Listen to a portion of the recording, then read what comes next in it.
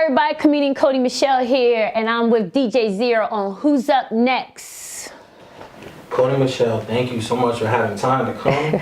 Appreciate you. Yes, thank you. I appreciate you too, thank you. So, tell everybody where you're from and what is it exactly that you do? I'm from everywhere. I was a military brat, but originally from Maryland, and I'm a comedian. So. Okay. And how long were you living in Maryland before you came to New York?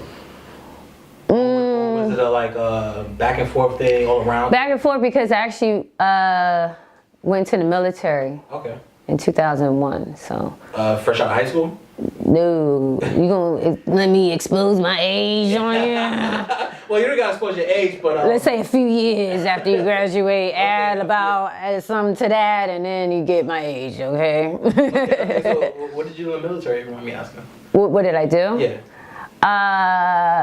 Actually, I went to war when it started, okay. And I just basically tried to survive my black ass over there.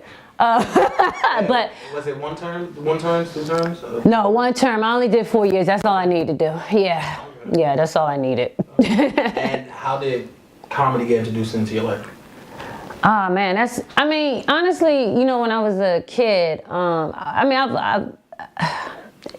I was a kid, I always was shy. So I was really shy as a kid, and I'm the only child. So what I would do is, when I was younger, in order to break my shyness, I would just crack jokes. It wasn't anything specific.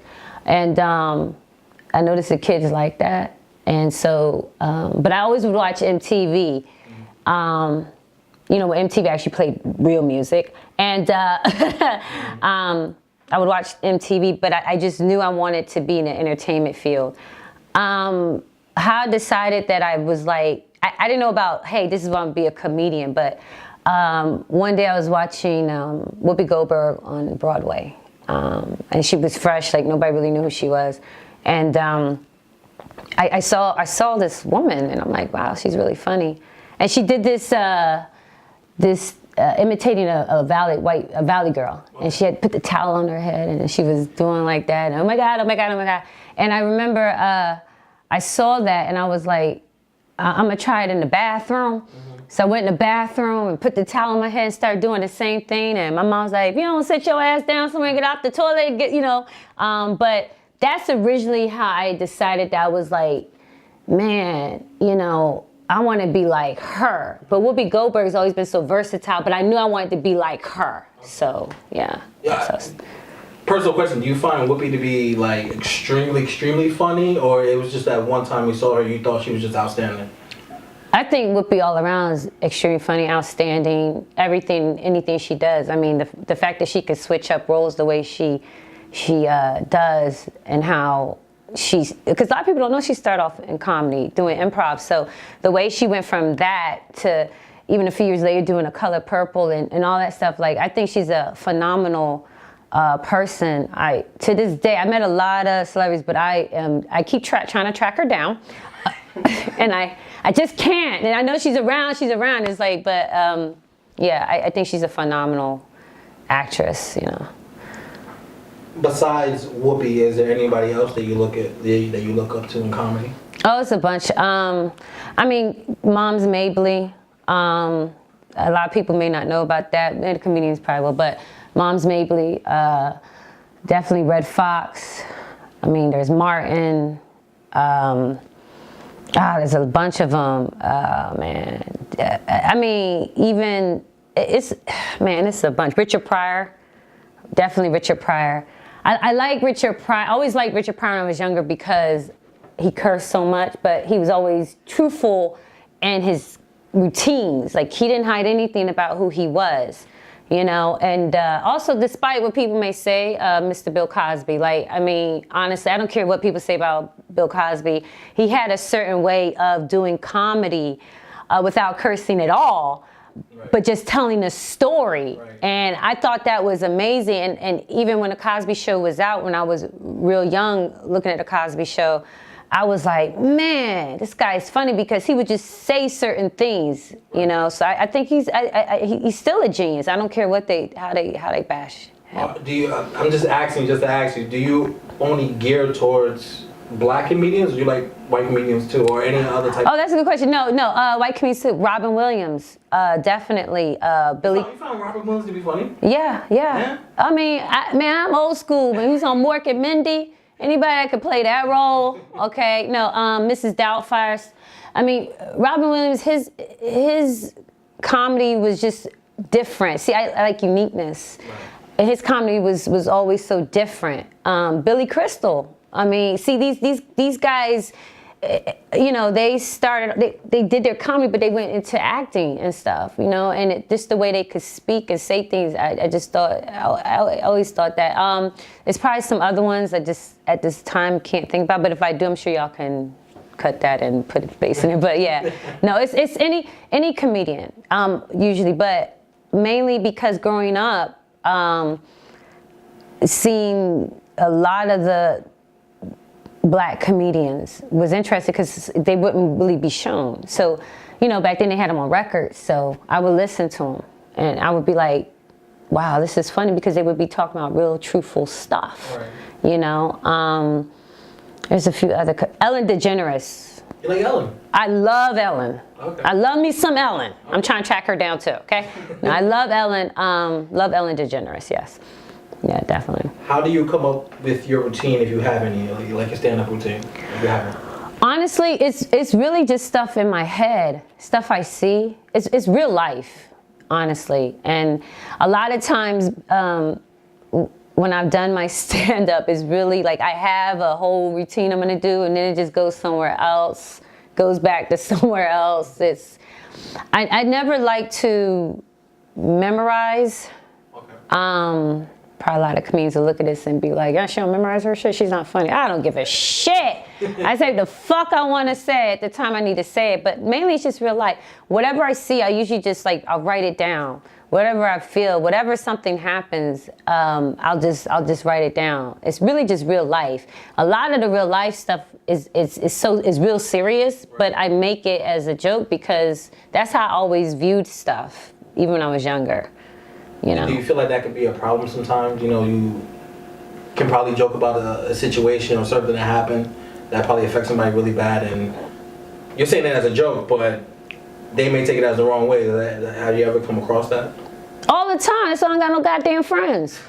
Shit the fuck. I say shit, I don't give a fuck. They say, nah, yeah, I've had that. That's why I lost my job. Motherfuckers be mad. Why you say that? Because I fucking felt like it. So do you say it strictly for shock value, or do you honestly say it because... It's just my mouth. It's just stuff I think. You know, because when I was younger, I was so quiet and I was always around adults, so I would observe people. Right. And I would think in my head these thoughts. So it hasn't changed, you know? So it's yeah, I offend people, but then that's comedy anyways, you know? Like, I mean... People who are friends with me, close to me, they do know when they're like, when it's serious, and then they know like when I'm joking, so they don't take too, you know, hard to it. But I don't care about offending people. How do you describe your style of comedy? Ratchet. No, it's definitely, you probably shouldn't bring your kids. No, I've done stuff for kids too. My comedy's raw. I mean, like I said, it's like on that Richard Pryor. Honestly, you know, I used to when I start off like 15 years ago, or maybe a little like longer, you know, my dad would be like, you know, make sure when you get in a comedy, don't curse, you know, I'm just, and I tried that, and it just, yeah, but I'm just me, and I like to curse, and when you've been holding that in for so long, not being able to curse, I said, you know, this your fault. You know, I wasn't able to really curse till I was 35. You know, see, I let my age. You know, now, no, it's raw. It's real. I don't hold anything back at all. And when in your life do you start to take yourself serious as a comedian? You start to take the steps you need to take to put yourself out there. When does that happen? How does that process happen? It's a long process. It's you know, 15 years or more in it. You know, it's just like with anything, whether you're a rapper, singer, it's just a process. It's like sometimes you're real up, And then sometimes you're real down where nothing's happening. The thing is to keep going, because you're going to get your time. But comedians usually don't get famous till we're about 50. So I still got, won't get famous till we're about 50, but no. This day and age, because of all the technology, you can put yourself out there a lot more, which is a lot easier, thank God. But it's a process, but anything. You just keep going. I just keep going. Like, there's been moments where I'm like, okay, well, I want to finish school. I need to do this. I need to do that. Some things, my goals is how I do this. But always, there's been points where for years I just wasn't doing anything because I was involved in other things. Because I don't like to just be known as just a stand-up comic. You know, I do other things as well. So. Well, what other things? Oh, I write. I write scripts. Believe it or not, I'm not no singing. I ain't trying to be, but I write a lot of songs and stuff. That was that thing I wanted to do when I was a kid. It just never happened. I was too goofy. It can still happen. I guess my old ass can get up there and try to sing. I can't sing shit. But no, directing, is a vision I see. I always see this vision, but acting, it's when you have so much in your head as an artist, you want to do so much, and I always want to do so much to the point where it's like, it overwhelms me sometimes. So like when I'm get involved in a project, it may not be stand-up comedy, it could be something where somebody wants me in something, so it's just a bunch of stuff. I've written 2 books. I know you're gonna, don't ask me what the books are, because they're about to come out. Okay, so all right, you can ask me. Well, the main book that's real. So the one book I wrote, actually I wrote it like 10 years ago, and it's really a serious book. Now, it was titled Tears of a Clown, The Untold Spoken Words, but I changed it to Manic, The Untold Spoken Words. So I'm redoing it. Now, actually, it's actually done. It's just, I'm going over it right now. Big ups to Tanisha, who's actually helping me with that. And that's a book about the seriousness of me. Like, that's if you want to know who Kodi Me'chele is, you're going to cop that book. And you want to know when it'll be out? God, let me just put it this way: by September 2018. Okay, let's just put it out. I mean, it should be out now, but I've been busy, but definitely. And the book may change. The book may change. The name, the title may change. Okay, because but it definitely,